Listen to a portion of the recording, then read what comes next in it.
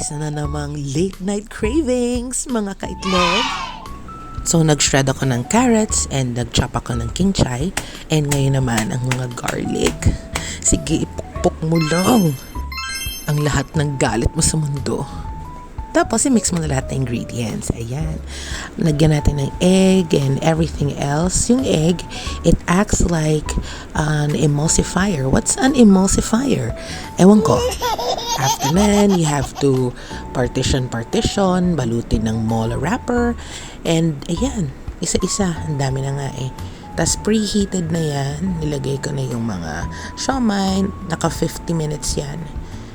While doing that, naggawa na ako ng sauce. Yan.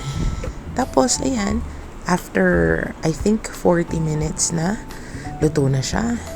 And plating na tayo. Ma, taste test.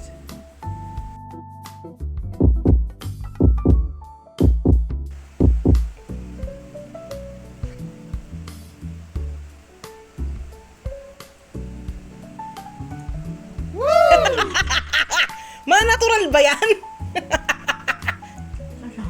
Totoo ba? Oh, sige. Marami pa naman doon eh. Pagmamahal!